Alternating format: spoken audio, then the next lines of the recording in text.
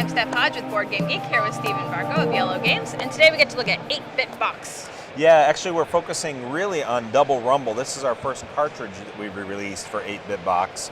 So 8-Bit Box we released last year, and it comes with these three games, which are fine games in and of themselves. Oh, wow. What we really want to focus on is Double Rumble here, and Okay. that's the game that we're bringing out next. This is our first standalone cartridge that's going to be released for the game because these three already come in the game. Right. Oh, okay. So as part of the game, we have our controllers here that are set up to simulate controllers that we would use to, like you would for an 8-Bit Box type video game. Sure, yeah. So we're going to spin these around and do some program movement. For the other three games, we use them in certain ways, but in this particular game, we'll go over kind of how we use them for Double Rumble. Perfect. All right. So Double Rumble is a fighting game where we're working cooperatively, or one player can control both fighters to be able to scroll through and clean up the town and rid the town of all the unsavory characters and the Okay. boss monsters. Of course. So it's a classic old, you've got fighter after fighter coming up and trying to beat you, the enemies are coming up after you, and at the end of the stage you've got to beat a boss monster. So All right, cool. in order to do it, we're going to have fighters that we're going to pick. Ooh. Each fighter has a side that they're going to fight. So this blue side has my fighter fighting this way. But if my fighter were to move over to this side, they always have to fight out from Outward. the center. Okay. Exactly. So you'd have a fighter as well. Oh, okay. Maybe this fighter here.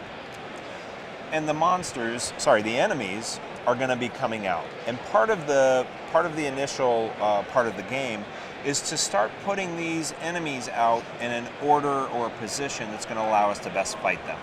So that'll kind of become intuitive as you play the game. The enemies always have to face inward, so this is a blue enemy, has to go on the blue side of the board. Sure. And we'll be facing this way, so fighting in this direction. So for me to go over and fight that enemy, I'd have to flip my... turn over to be Exactly. blue. So we're going to put all of these cards out one at a time, and we have to decide where we're going to place them each time. I'd take a little bit more time to kind of figure out what the optimal placement Sure, is. of course. But there are blue and there are red. So this one goes over here. Here we go, we've got a red, so it has to go on this side. This is And another you can tell blue. by the way they're facing, as Exactly. you said. So by the direction they're facing, you'll end up putting all of these out. Finally, we find out who our boss monster is. Uh-oh. And here's our boss monster. He's coming out on the red He's side. going to have to come out on this side. So, Nice. all right. So the first phase is to get all the monsters out, but to put them out in an order that's going to make it most advantageous for you to be able to fight them. Okay? So now, in order to fight, I want to position myself. If I move over to an area and I leave an area that has enemies there, I have to take a hit on my life points. So my life points would go down. So we have 9 life points right now? Would go down to 8, exactly. Okay. So to move away from enemies, it's going to cost me a life point. All right. In addition, I have a special strike that I'm set right now.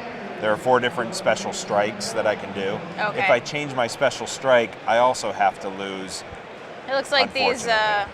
bad guys have things that might help them. You're exactly. So that's the weak points for each of those enemies. Okay. So this enemy's weak point is the B and the D. Here, the yellow triangle is the weak point for this enemy. Cool. And you're going to get special benefits for that. Nice. So how does that work? This enemy has a strength of 4. In order to try to fight this enemy, I would be fighting in this direction, of course. I'm always going to roll the green die. I want to meet or exceed the strength of this enemy to be able to fight them and beat them. So I always roll the green. If I had my yellow Pointing up. was set and that's his weak point, I can then add in a special die that's going to give me bonuses. Oh, that's awesome. Some of the enemies may have abilities down at the bottom, I bottom see. that are going to make me roll this negative Ooh. result. Exactly. So, and then the other die also affect the yellow is not quite as evil as the red because I've got some blanks that I can come up with. But essentially, you're going to be rolling the dice. I would never roll the blanks. I would roll the yellow die and never roll a unless blank. it's the positive, right? Unless there was a blank on the positive I get one. positive 1, and I was like, I'm gonna check. And no blanks, a bunch of negatives. That's right. Right. So that's the way you're gonna, and then you compare the strength and see if you were able to achieve it or not. If you get beat by that particular enemy, of course you lose a life, but your fury also builds. So my Fury is slowly going to build, and when my Fury reaches the midpoint, step 2, I'm going to be able to activate my passive Fury ability, which in this case says if you roll a 6 on the green die, you also get a 4 on the blue die. When I get my Fury is all the way up, I get to use my special ability. I get to draw a couple of equipments. So the equipment cards are going to be able to help me in some way, shape, or form. So the nunchuck gives me an always, I get a bee. Oh, that helps attack. all the bees. So Exactly. we'll send you down here next time for the bees. Right, Yeah. get the All bees, right. kill the bees.